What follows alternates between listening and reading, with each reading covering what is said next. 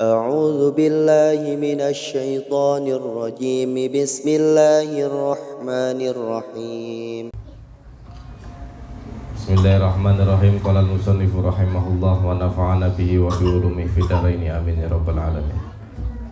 Walamma hajara an-nabi sallallahu alaihi wasallam wa kana bi suhbatihi Abu Bakar takhallafat sayyidatu Aisyah ma'a man takhallafa min ali nabi wa ali Abi Bakar. Rasulullah sallallahu alaihi wasallam ketika hijrah, di mana hijrahnya Rasulullah sallallahu alaihi wasallam bersama Abu Bakar As-Siddiq.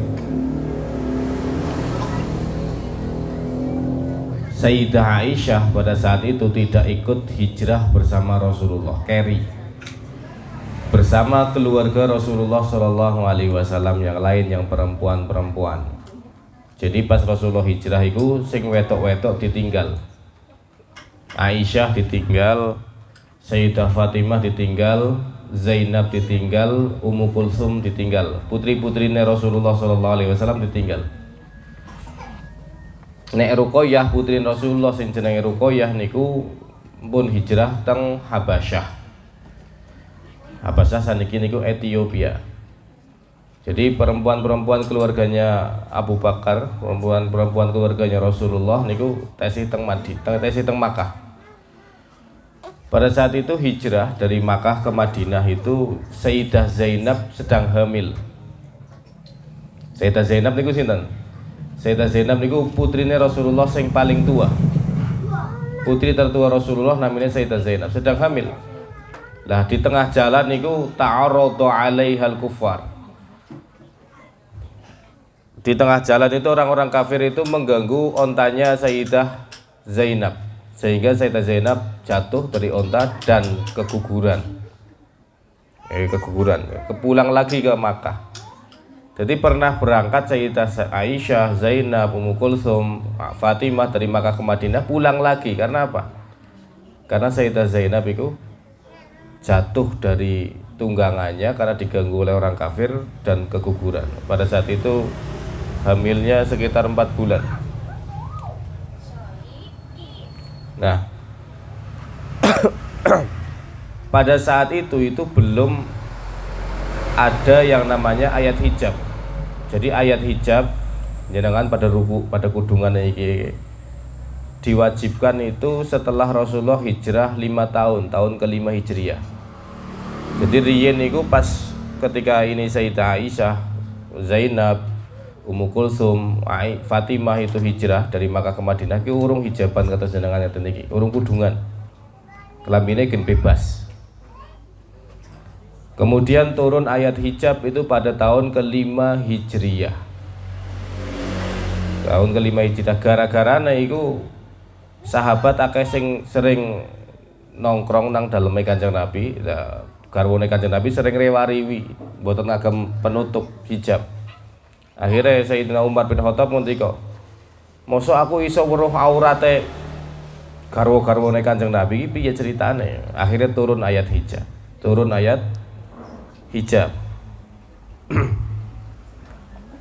Nah, hijab niku bagi perempuan itu ada beberapa versi. Versi yang paling benar adalah mereka yang menutup seluruh anggota tubuhnya selain muka dan telapak tangan di sholat. Kalau di luar sholat maka seluruh tubuhnya. Versi yang kedua itu seluruh tubuhnya kecuali muka dan telapak tangan di sholat dan di luar sholat. Sedangkan kata saya melu versi sing ini gini. Enten sing beranggapan bahwasanya aurat perempuan itu seluruh tubuhnya kecuali muka dan lengan tangan. Jadi boleh kayak gini. Semene iki. Lasiyama apalagi mereka yang mempunyai pekerjaan keras. Ya kayak masak, ya. Ngarai wedi ya, sebenarnya. Matun. Ya boleh seperti ini ya, boleh seperti ini. Boleh milih ya. Jadi ada yang mengatakan kalau aurat perempuan itu bisa sampai sini, ada yang mengatakan itu di madhab Hanafi. Kalau madhab Syafi'i enggak, jenengan madhabnya nopo? Nah, madhab Syafi'i ini seluruh tubuh kecuali muka dan tangan di sholat. Kalau di luar sholat seluruh tubuh. Nah, madhab Hanafi itu boleh muka, boleh telapak tangan, bahkan kalau misalnya mempunyai kerjaan yang ribet itu boleh sampai sini ya, oleh kabeh ya. Milih henti ora apa-apa. Nah dulu ini zaman ini Sayyidah Aisyah ini belum sempat ada gini, belum ada. Jadi barangkali nek wong urung sempat kudungan mungkin ngertine ke urung turun ayat hijab. Melu Aisyah sing pas urung turun ayat hijab, husnudzon wae. Walam yatih lahumul lihaq bihi illa fima ba'da. Tidak bisa menyusul Rasulullah Shallallahu Alaihi Wasallam kecuali dalam jangka waktu yang lama.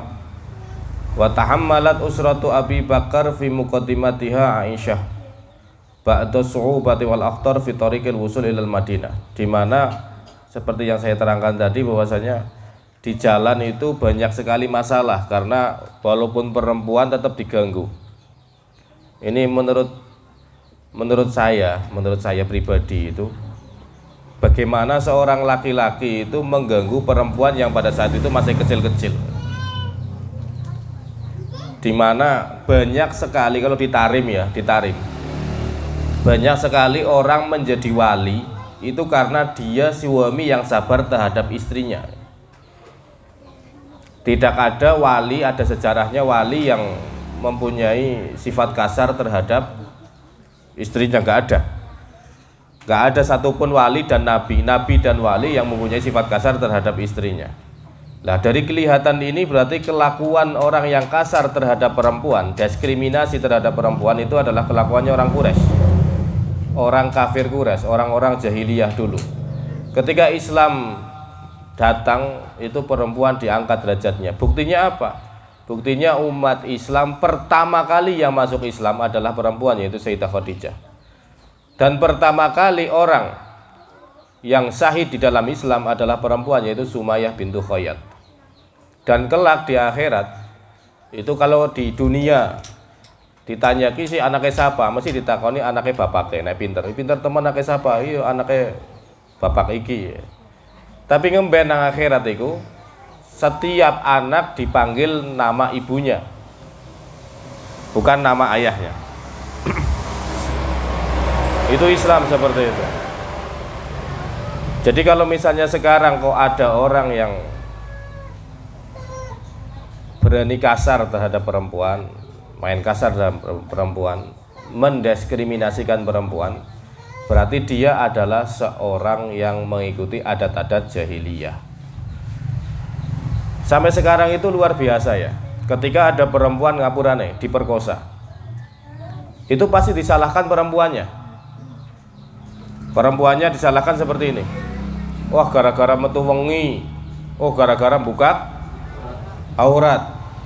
Di dalam kaidah usul agama kita itu al-jarimatu la yubarriruha syai'un. Yang namanya kejahatan itu tidak bisa dibenarkan sama sekali.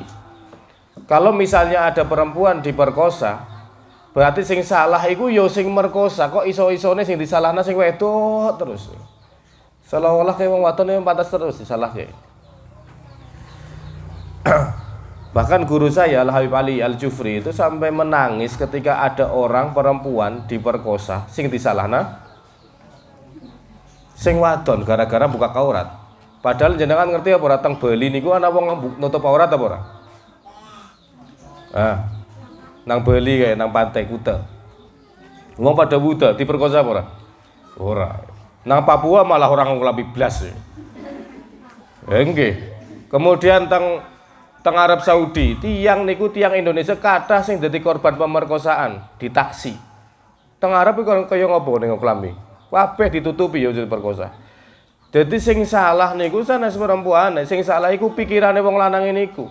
Tapi wong lanang kepengin bener bae. Dan banyak sekali hadis maudhu niku hadis palsu yang memojokkan perempuan. Contohnya kayak gini. idza ghasalat imra'atun siyaba zaujiha, barang perempuan yang membasuh pakaian suaminya maka dia seperti haji dan umroh. Kadang-kadang nek pidato-pidato kaya gue. Mulane Bu, engko nang nek Bali ngaji engko sarunge bojone kuwi kon dicopot. Iya ora salat rungu iku ora. Iku hadis maudhu iki. Emperen gemiyen iku wong sing ngarang-arang hadis iki bojone ora gelem ngumbahi. Akhirnya ngarang hadis iki. Jadi hadis kepengen memperbudak perempuan. Padahal wong wadon ora perlu digawe kenapa ya wis ngumbahi. Nggih napa mboten? Oke, ora perlu digawe hadis-hadis ngono iku. Jadi seolah-olah hadis itu menyuruh perempuan untuk apa? Menyuruh perempuan untuk menjadi budak. Padahal suatu hari itu ada sahabat itu bilang kepada istrinya, kok sampean kok gremeng karo aku, Nduk? Kok sampean gremeng? Loh aku yo diceritani Aisyah, ya Aisyah biasa gremeng karo Kanjeng Nabi biasa ae Nabi ora protes. Jadi wajar gremeng ora apa-apa. Sementing bojone wis tau ngaji. Lah nek bojo kan pada ngaji dene paham. Ngajine aja nang anu, aja nang rutinan mulutan ora jaban. Kuwi anane sing telek-telek wong wadon tok. Wong wadon ngambung tangane wong lanang iku kaya ngambung Hajar Aswad. Omane lanange ireng tambah aswad tenan. Padahal iku hadis maudhu iku. Hadis palsu. Wong wadon wong lanang kepengin dihormati sing wadon nganti gawe-gawe hadis palsu. Walamastaqara bihimul maqam fil madinati asabahum min wabaiha wa kanatil madinatil lati tusama Yathrib andak. Kemudian ketika sampai di Madinah mereka itu terjadi wabah di Madinah. Madinah dulu sebelum menjadi Madinah itu namanya Yathrib. Napa? Jadi jenengan riyen niku kedah paham riyen Madinah namanya Yathrib. Kemudian ketika Rasulullah SAW hijrah dari Makkah ke Madinah, Yathrib diberi julukan Madinatu Rasulillah, kotane Rasulullah SAW. Jadi Madinah niku aslinya Madinatu Rasulillah. Riyen namine Yathrib. Ma'rufatun bisu'i manakhiha famaritu aksaruhum biman fihi Abu Bakar wa Aisyatu wa akharun. Faqala Nabi sallallahu alaihi wasallam idza ra'ahum ta'allaha qailan Allahumma habbib ilainal madinata ka hubbina makkata aw ashad wa sahihha wa barik lana fi sa'iha wa muddiha wa anqul himmaha faj'alha bil juhfah. Di mana ketika Rasulullah sampai di Madinah, di mana Madinah itu tempat yang angker. Tempatnya angker sampai Rasulullah itu donga Allahumma habib ilainal madinah kahubbina Makkah aw asyad wa sahiha wa barik lana fi sa'iha wa muddiha wa anqul himmaha faj'alha bil juhfah. Jadi ketika Rasulullah SAW pindah dari Makkah ke Madinah, di Madinah itu tempatnya si angker. Makanya biasa niki nganti saiki sampai masyhur di dunia para kiai itu pondok pesantren itu mesti angker. Masalah Rasulullah SAW pas bangun pondok pesantren nang Madinah, itu Madinah tesih angker. Mulane Kiai Abbas niku rencang kula Kiai Abbas ngertos Kiai Abbas. Niku nek tenggone kula niku wah angker tenan Gus. Iki kotoke bakal gede. Pondoknya bakal gede iki. Lha alasannya apa ya? Angker. Mosok angker. Sopo sing angker? La ilaha illallah. Jadi nek jenengan kepengen ngertos tempat angker iku sanes teng kuburan. Tapi teng pondok. Jenengan wedi apa ora kira-kira nang pondok ora kan? Ya ora, mergane kaya Kanjeng Nabi iki hitungane Allahumma habib ilainal Madinah, ya Allah cintailah Madinah, jadikanlah Madinah tempat yang paling kami cintai seperti Makkah.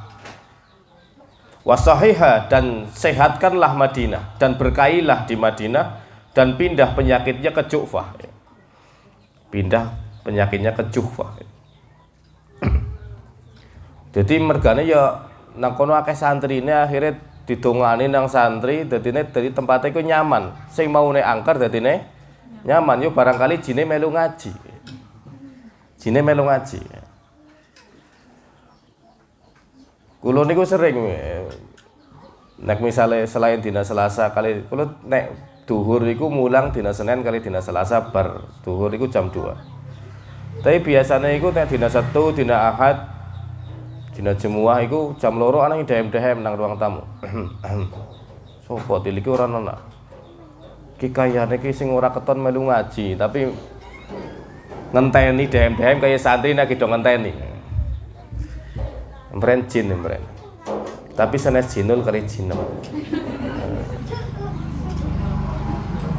Wa laqad istajaba Allahu du'a rasulihi fataba manakhul Madinah min ba'du. Hatta asbahat atyaba biladallah atyaba biladillahi wa tahharaha minal waba'i allati kana fiha. Wallahu a'lam bishawab. Al-Fatihah. Iya kan aku ya.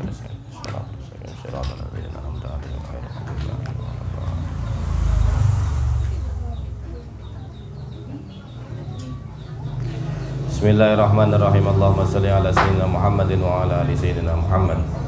Alhamdulillahirabbil alamin hamdan yuwafi ni'amahu wa yukafi mazidah ya rabbana lakal hamdu kama yanbaghi li jalali wajhikal karim wa 'azimi sultanik. Wa laqad asyarta lana liman awsafa tuhil qulub wa tuhayyijul ashjana wallahu qad athna 'alaihi wa may yusawil qawlu minna wa yakunu thanana. Laqina hubban fi sara'iri qad 'alima bihi safwati rabbina wa hadana wa idin tajajjana bil mawaddati hahuna narfa'iti faqrina wa rajana. Lil wahidil ahadil ali ilahana mutawassilina biman ilahi ta'ala mukhtarihi wa habibihi wa safiyyi sayyidil wujudi bihi lillahi habana. Ya Rabbana ya Rabbana ya Rabbana bil musaffaq panajib da'wana antalana ya dhukhrana fi hadhihi dunya wa fi ukhrana.